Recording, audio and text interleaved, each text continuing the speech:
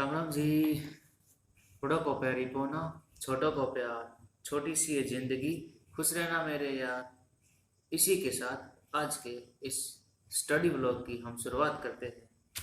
सो अभी टाइम हुआ है रात के 1 बज के, यानी कि 12 बजे मैं उठ गया था।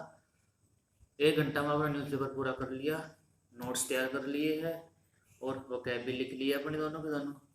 तो ईद के न्यूज़पेपर हो गया पूरा।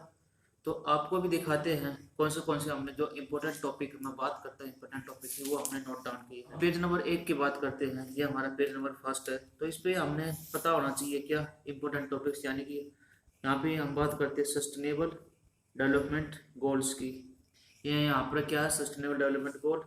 उसके बाद आती है हमारा नीति आयोग 2020 सस्टेनेबल इंडेक्स। ये दो चीज़ें यहाँ पे।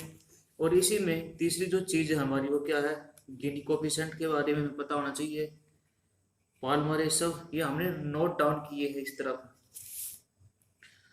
और हाँ, ये सेडिशन जो 124A है of the Indian penal code, यानी कि सेडिशन जो देशद्रोह का चार्ज लगता है वो सेक्शन 124A के तहत लगता है। तो यहाँ पे लास्ट इस पेज में यहाँ पे आया है एक defence production act. Defence production act यहाँ पे दे रखा है, इसके बारे में पेज नंबर 2 पे आते हैं। पेज नंबर 2 पे तो ऐसा कुछ खास इम्पोर्टेंट नहीं है, तो क्या है वो थोड़ी बहुत। पेज नंबर 3 भी कुछ नहीं है, पेज नंबर 4 भी नहीं है, पेज नंबर 5, हाँ पेज नंबर 5 पे हमारे लिए इम्पोर्टेंट है क्या, यहाँ पे है एक साउथ वेस्ट मानसून, यानी कि ज्योग्राफी का कंसेप्ट है south west monsoon.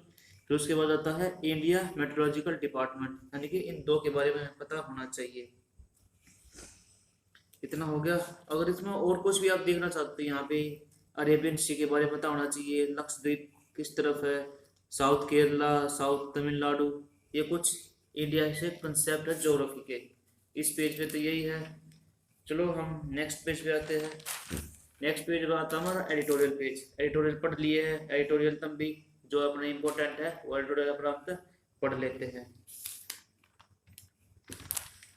Page number आ जाओ भाई 8 पे। 8 के ऊपर इम्पोर्टेंट चीज़ हमारे लिए यहाँ पे क्या है, हाँ यहाँ पे हमारे लिए है नेशनल फूड सिक्योरिटी एक्ट। जो नेशनल फूड सिक्योरिटी एक्ट उसके बारे में एक स्कीम का नाम आया हुआ है, प्रधानमंत्री गरीब कल्याण योजना। ये स्कीम है, इसको हमने नोट डाउन कर लिया है। और इसके अलावा तो यहाँ पे तो कुछ नहीं है। हाँ फिर पेज नंबर 9 पे है, यहाँ पे क्या है, अपने जो आर्मी जनरल है उसका नाम दे रखा है MM नरवाने। आधे कंसेप्ट में पूरे हो जाए, नाम तो याद हुए हो जाए। एक सेंट्रल विजिलेंस कमीशन के बारे में आया हुआ है, ये हमने नोट डाउन कर लिया है। पेज नंबर 10 पेज पे हमारे यहाँ पे आया ऊपर। सबसे पहले हमें क्या पता होना चाहिए, black carbon.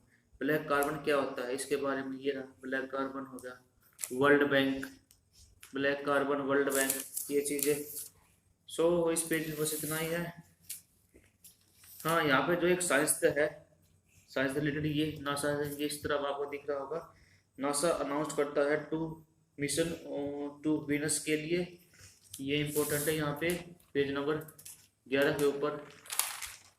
Page number 12 business का, 13-14 अपना स्पोर्ट्स का है, किसी भी काम का नहीं है। मैंने आपको बता दिए है कि कौन से इम्पोर्टेंट जो टॉपिक है वे मैंने राइट डाउन किए हैं। ठीक है, बस आज के लिए तो इतना ही है। न्यूज़पेपर में अब काम अपना वर्ड मीनिंग लिखने हैं, वर्ड मीनिंग लिखूंगा ये। फिर उसके बाद अपना क्या करूँगा, पहले हफ्ता है, उसके बाद अपना जो डेली करंट अफेयर है वो पढ़ूंगा आराम से, पूरे के पूरा 1-1.5 घंटा उसमें लग जाएगा। फिर उसके बाद जो करूँगा। सो अभी अपने जो प्रीवियस ईयर क्वेश्चन है वो किए हैं, दिखा देता हूँ आपको भी कितने प्रीवियस ईयर क्वेश्चन, यानी कि कितने तक हो गए अपना जो चल रहा है, कौन सा मॉडर्न हिस्ट्री का चल रहा है। हम लगे थे आड़े थे 2010 के 195 नंबर तक, यानी कि ये सारा कवर किया है, ये सारा। और मैंने कब तक यानी कि कवर कर लिया अपना, हाँ 227 तक कवर कर लिया सारा का सारा। आज के लिए बस इतना ही है। टाइम हो गया अपना 9 बज गए है। उससे पहले हमने जो बताया था आपको पहले बता दिया है, वो सारा काम हो गया था अपना सारा का सारा। तो ईव टाइम है अपना हिस्ट्री पढ़ने का। हिस्ट्री में अपनी क्या चल रही है, एनसीईआरटी चली हुई है और पास यानी कि 6th क्लास की, उसके 3 चैप्टर हमारे हो चुके हैं जिनके नोट्स भी बन चुके हैं। आज 1 या 2 चैप्टर और कवर हो जाएगा, उनके नोट्स बना लेंगे। नोट्स बनाने का यही फायदा है, जल्दी जल्दी रिवीजन हो जाएगा, बाद में कोई दिक्कत नहीं होगी। पढ़ते हुए हिस्ट्री कवर हुआ है, पढ़ते हुए हिस्ट्री कवर हुआ है, जो अपनी वो भी चल रही है वो उड़ते हुए हिस्ट्री कवर होगा। कौन सा, जो हमारा जो रेफरेंस बुक है ना इंडियन हिस्ट्री की, उड़ते हुए हिस्ट्री कवर हो जाएगी।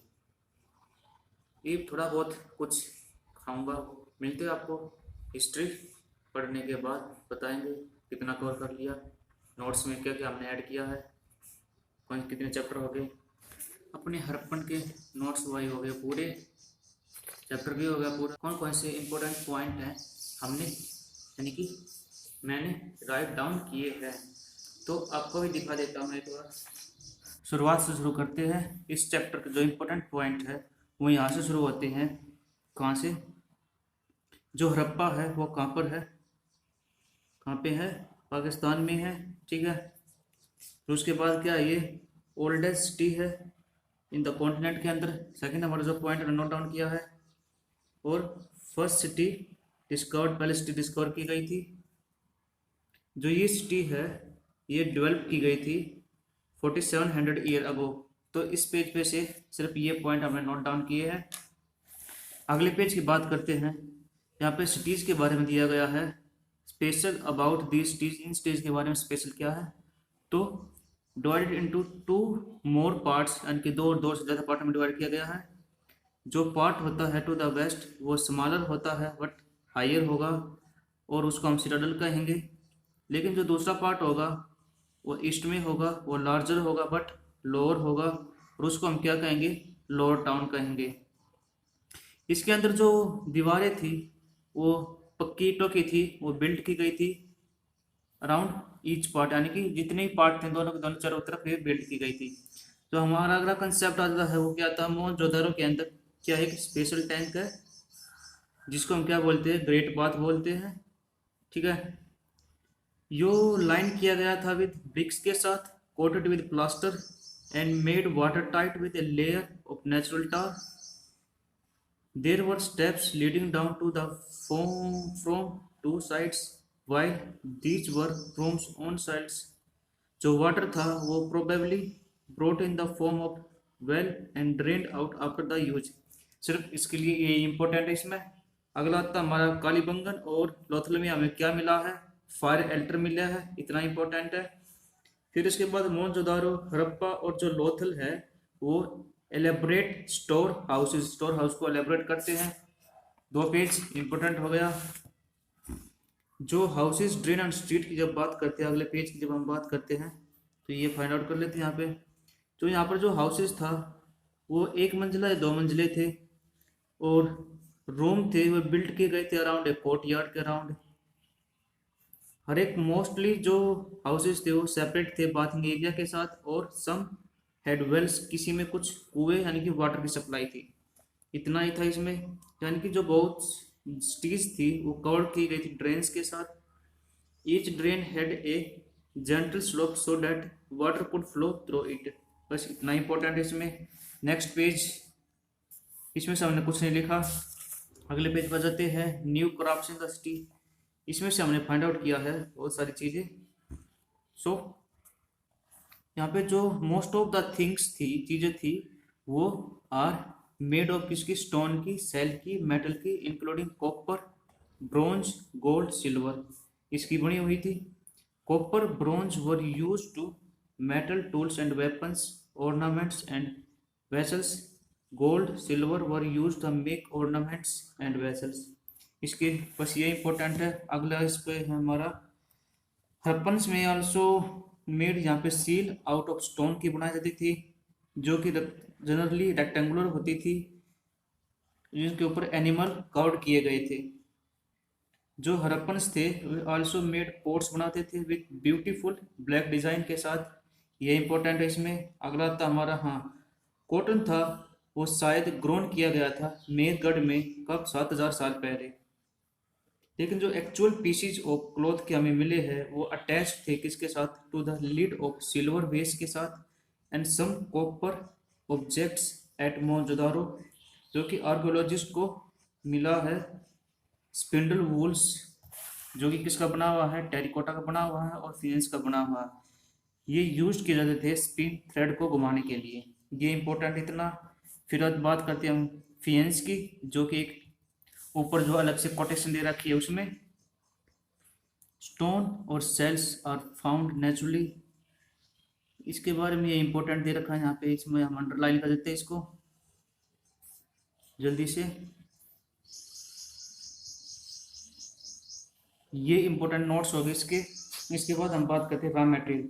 रॉ मटेरियल हमारे इंपॉर्टेंट है नीचे की तरफ, जो Harappans probably got copper from present day Rajasthan से, इवन जो कि ओगमन इन वेस्ट एशिया।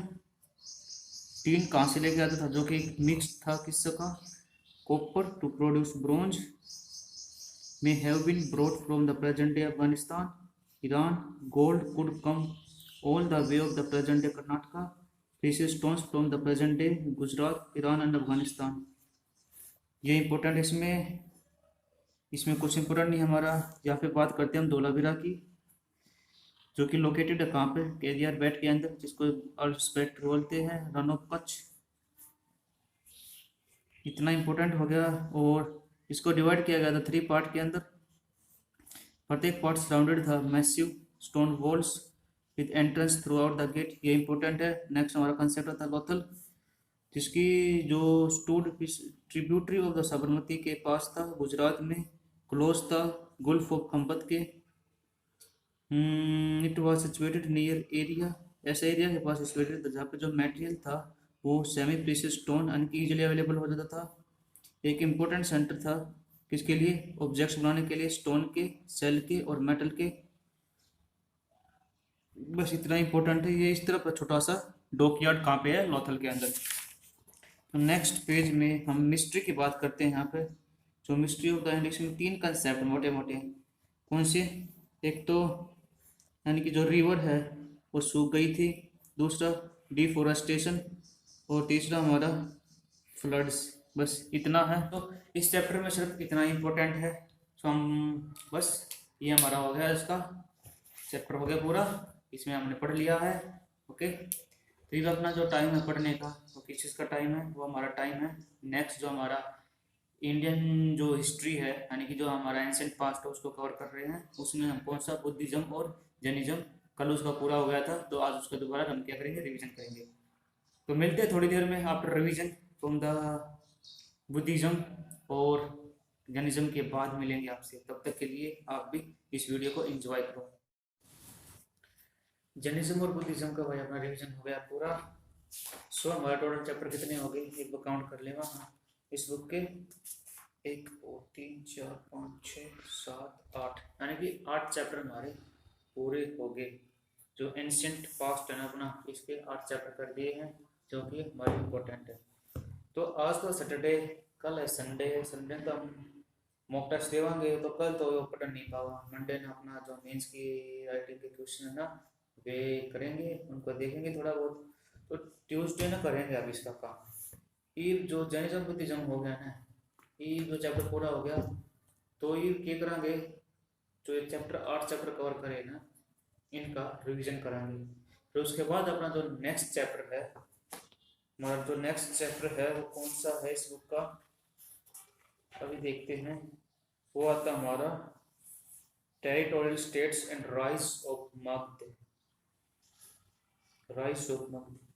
फिर ये चैप्टर शुरू करेंगे। इसमें 3 चैप्टर हैं, 3 चैप्टर 15 16 17 जो चैप्टर हैं, ये तीनों इकट्ठे करेंगे हम। ये तीनों चैप्टर एक बार करके फिर इनका रिवीजन कराएंगे, फिर सारे का फिर से दोबारा revision. That is the procedure for revision. Revision करने का सिर्फ आसान तरीका है, एक चैप्टर पूरा करो बढ़िया तरीका, फिर उसका साथ के साथ दोबारा रिवीजन कर दो। 2 रिवीजन हो गया, फिर उससे अगला फिर नेक्स्ट चैप्टर करो। नेक्स्ट चैप्टर हो गया तो उसके साथ साथ उस नेक्स्ट चैप्टर का रिवीजन कर दो। जब उसका रिवीजन पूरा हो जाए सेकंड चैप्टर का, तो फर्स्ट को फिर से रिवीजन करो, फिर जाओ सेकंड पे, फिर थर्ड को करो। यानी कि ऐसे रिपीटेशन में होता रहेगा, तो पिछली चीज़ें भी रिकॉल होती रहेगी, अच्छे से याद होती रहेगी, और हमारा आगे भी कंटिन्यू होता रहेगा सिलेबस। ऐसा तो नहीं कि हमारा एग्जाम इतनी जल्दी आ जाएगा, टाइम लगेगा, अभी 4-5 महीने हैं, जो भी कम से कम 4-5 महीने हैं, अच्छे से करके चलेंगे ताकि बार बार इस बुक को उठाने की जरूरत ना पड़े, बढ़िया तरीके समझ में आ जाए। टाइम आ गया अपना फिजिक्स पढ़ने का। फिजिक्स में आज तो 1 ही घंटा पढ़ लूँगा, मैथ भी 1 घंटा पढ़ना है, यानी कि 4 बजे तक जितना हमारा प्रोसीजर है सारा सारा टाइम टेबल फॉलो कर लिया। फिर बाद में कुछ काम है, 2 घंटे अपना काम कर कर फिर से वही अपना प्रोसीजर, यानी कि जो टाइम टेबल है वो फॉलो कर देंगे। फिजिक्स की बात करते हैं। फिजिक्स में हमारा जो लॉज ऑफ मोशन है उसके 2 चैप्टर थे, फ्रिक्शन और जो न्यूटन के लॉ है, ये दोनों क्लियर हो गए हमारे, यानी कि दोनों रिवीजन हो गया है, रिवीजन भी हो गया उनका, यानी कि पूरे हो गए ऑलमोस्ट हुए। आज जो लास्ट में उनका एक छोटी सी एक्सरसाइज दे रखी, फुल रिवीजन दे रखे, आज उनका रिवीजन करूँगा सिर्फ, और फिर ट्यूसडे से जो ये चैप्टर दोनों का इनका फिर से रिवीजन करूँगा स्टार्टिंग से। रिवीजन होने के बाद में उनकी एक्सरसाइज करूँगा। बस मैं अपना पढ़ लूँगी, उस फिजिक्स पूरी होने के बाद आपको मिलते हैं at a time of mathematics, जो कि हमारी एनसीईआरटी चल रही है, उस टाइम पर आपसे मिलेंगे, बताएगी कि हम कौन सा चैप्टर रिवाइज कर रहे हैं। फिजिक्स का जो रिवीजन था फर्स्ट चैप्टर का, सेकंड चैप्टर का, सिर्फ इम्पोर्टेंट नोट्स का जो बुक में दे रखे थे अपने, जो ये लास्ट में यहाँ पे दे रखे हैं, तो इनका रिवीजन था बस 2 पेज का था, जल्दी से रिवीजन कर लिया है फिलहाल। बस आज के लिए इतना ही करूँगा। फिजिक्स में मैं साथ साथ अपनी चाय पी ली है, भूख लग रही थी, बिस्किट खा लिए हैं, तो एक टाइम अपना मैथमेटिक्स करने का, मैथ का भाई अपना chapter square and square roots, इसका आज दोबारा तो मैं रिविजन कर दिया है। बढ़िया तरीका एक इक्वेशन है ना, जो इसका जो चैप्टर है इसका निकाल के देखा है, एक इक्वेशन बढ़िया तरीका, यानी कि 8वीं क्लास का एनसीईआरटी, इसका अंदर 6 चैप्टर है। इसमें बहुत सारी इंपॉर्टेंट चीज़ें दे रखी है, मैंने निशान लगा रखे हैं, ये मैं आपके सामने उनको हाईलाइट करूँगा, आप भी देखना कि कौन सी चीज़ें मैंने हाईलाइट करनी है, और आपको भी बताता हूँ मैं। सो स्टार्ट करते हैं अपना 6 चैप्टर, यानी कि आ जाओ थोड़ी आगे ना जाओ। तो ये अपना 6 chapter square and square roots, okay. तो इसमें पर सबसे पहले तो क्या दे रखी है कि डेफिनेशन दे रखी है, जैसे कि जो नंबर होते हैं 1, 4, 9, 16, ये क्या होते हैं, स्क्वायर नंबर होते हैं, हेडलाइन कर दिया, ठीक है। इसके बाद फिर इसकी दूसरी डेफिनेशन है, if the natural number m can be expressed in का स्क्वायर, तो जो n होगा वो एक नेचुरल नंबर होगा, देन m एक स्क्वायर नंबर होगा। ये यहाँ तक इम्पोर्टेंट चीज़ है जो इसकी डेफिनेशन दे रखी है।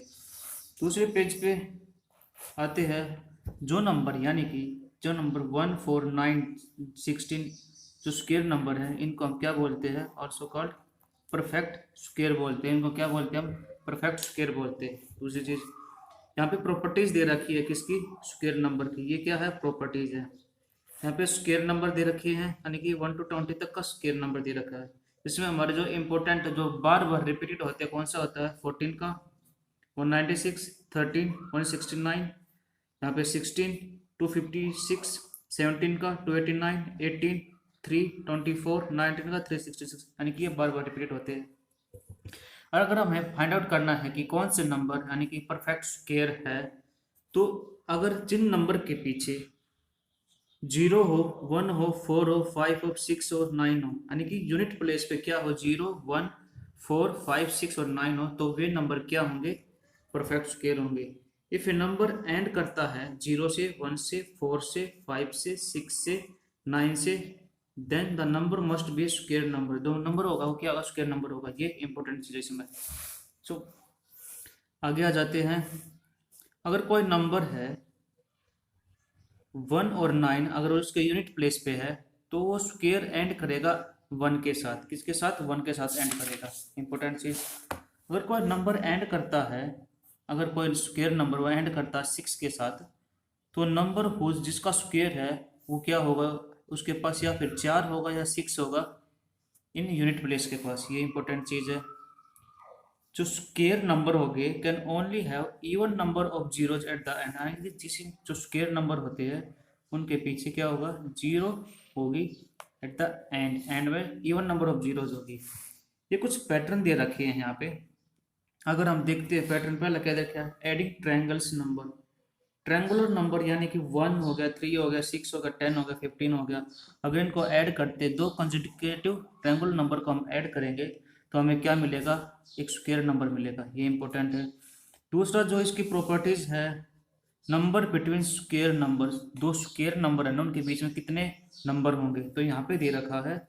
अगर हम सोचते हैं, अगर हम देखते हैं एनी नेचुरल नंबर n और n+1 के बीच में अगर इनका स्क्वेयर करते हैं तो कितने नंबर होंगे, तो इनके बीच में 2n नंबर होंगे। कितने होंगे, 2n नंबर होंगे। तो यहाँ पे यही लिख रखा कि इनके बीच में 2n नंबर होंगे।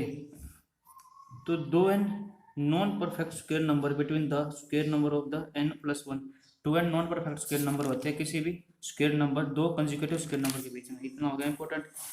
सो अगला हमारा एडिंग ऑड नंबर्स। अगर हम ऑड नंबर को ऐड करते हैं, यानी कि हमें 4 ऑड नंबर ऐड किया, तो वो किसका स्क्वायर होगा, 4 का स्क्वायर होगा। अगर हमने 5 ऑड नंबर ऐड किए तो 5 का स्क्वायर होगा। अगर 6 ऑड नंबर ऐड किए तो वो 6 का स्क्वायर होगा। तो यही है, sum of first n odd number is n का square. If a natural number cannot be expressed as the sum of successive odd natural number starting with 1, then it is not a perfect number। अगर उनका सम एक perfect number नहीं आएगा जो start करता है 1 के साथ, तो वो परफेक्ट नंबर नहीं होगा।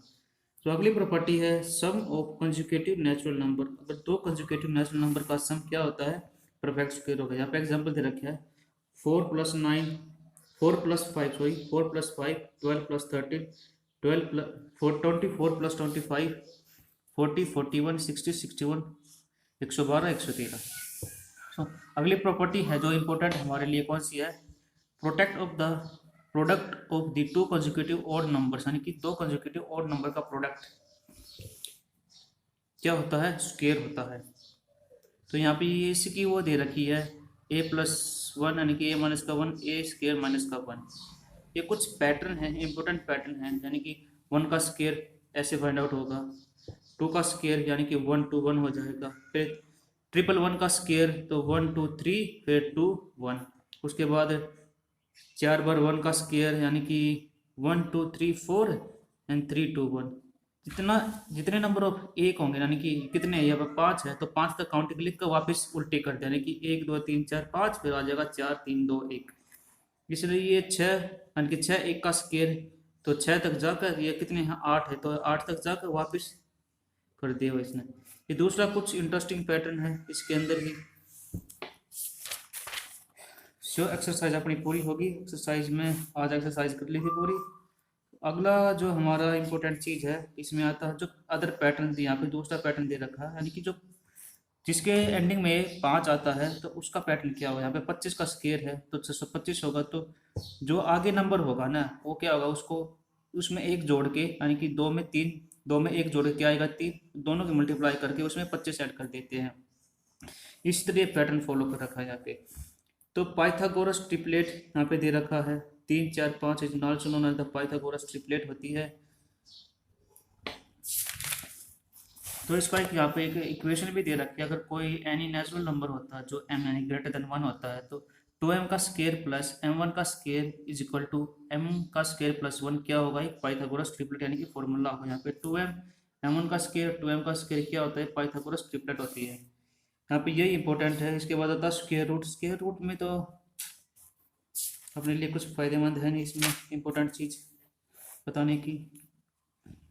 यहाँ पे कुछ इंपॉर्टेंट क्वेश्चन है, जैसे कि क्वेश्चन नंबर 6 है, ये इंपॉर्टेंट है, इसको हम हाईलाइट कर लेते हैं। क्वेश्चन नंबर 7 भी हमारे लिए इंपॉर्टेंट है, इसको भी हम हाईलाइट कर लेते हैं। आगे क्वेश्चन नंबर 8 हमने पहले कर रखा है। तो एक्सरसाइज में भी हमारा क्वेश्चन नंबर 5 हो गया, 6 हो गया, 7 हो गया, 8 हो गया, 9 हो गया। फिर इसके बाद ये मेथड्स है, यानी कि जो ये मेथड है लॉन्ग डिवीजन मेथड, यानी कि स्क्वायर रूट निकालने का लॉन्ग डिवीजन मेथड का पूरा यहाँ पे दे रखा है, पैटर्न दे रखा है कैसे हम लॉन्ग डिवीजन मेथड को यूज कर सकते हैं। यहाँ पे क्वेश्चन नंबर 10 हमारे लिए इंपॉर्टेंट है, क्वेश्चन नंबर 11 इंपॉर्टेंट है, 12 इंपॉर्टेंट है, जो एग्जाम्पल है ये, क्योंकि हमारे एग्जामिनेशन के लिए एग्जाम के लिए बहुत इंपॉर्टेंट है। इसके बाद हम बात करते हैं क्वेश्चन नंबर 14, ये भी इंपॉर्टेंट है। क्वेश्चन नंबर 15 इंपॉर्टेंट है। सो एक्सरसाइज की बात करते हैं 6.4। यहाँ पे क्वेश्चन नंबर 4 इंपॉर्टेंट है, 5 इंपॉर्टेंट है, 6 7 8 9। बस यही जो हमारे इस चैप्टर में इस चैप्टर में बस यही चीज़ क्या है, इम्पोर्टेंट है। इसके अलावा इसमें कोई इम्पोर्टेंट नहीं है, जो कि हमने अच्छे से क्वेश्चन भी हाईलाइट कर लिए हैं, जो इसके फॉर्मूले वो भी हाईलाइट कर लिए हैं। तो अब बस इतना ही है इसके लिए। तो आप टाइम अपना इंग्लिश पढ़ने का, इंग्लिश में हमारा चल रहा सब्जेक्ट वर्क एग्रीमेंट, उसके हम नोट्स बना रहे हैं। आधे नोट्स बन गए, आधे नोट्स ही बनावाएंगे। सो कोई दिक्कत नहीं है। तो मैं पढ़ लो इंग्लिश, 1 घंटा इंग्लिश पढ़ लूँगा बस आराम से। उसके बाद आपसे मिलते हैं कौन से हमने यानी कि आज जो रूल है वो स्टडी किए हैं, कौन से रूल्स के नोट्स बनाए हैं, कौन से रूल इंपॉर्टेंट है, सब बताएंगे आपको। थोड़ा सा वेट करो। सो इंग्लिश के कुछ रूल हमने लिख लिए हैं, यानी कि आज यानी कि 1 घंटा पढ़ना है, तो कुछ यानी कि 10 भी नहीं, 5-6 रूल लिखे गए हैं इंग्लिश के, यानी कि सब्जेक्ट और एग्रीमेंट के। आपको भी दिखा देता हूँ कौन से रूल मैंने राइट डाउन किए हैं जो इम्पोर्टेंट है अपने एग्जाम्स के लिए।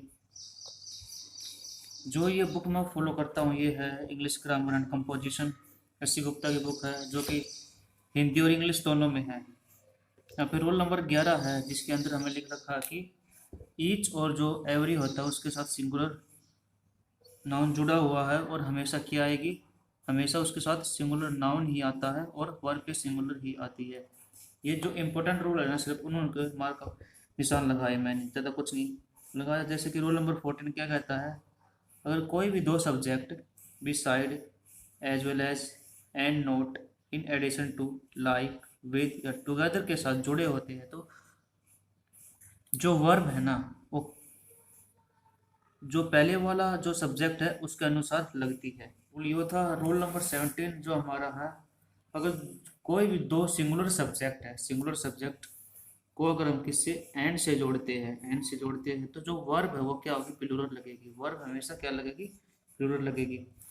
जो 23 है इसमें से बहुत सा हर बार यानी कि हर एग्जाम में एक ना एक क्वेश्चन तो मिल जाता है। जैसे कि कुछ नाउन्स होते हैं जो कि अनकाउंटेबल होते हैं, हमें ये पता है कि अनकाउंटेबल के साथ जो वर्ब है वो सिंगुलर लगती है, और हम आर्टिकल ए और एन का यूज नहीं कर सकते।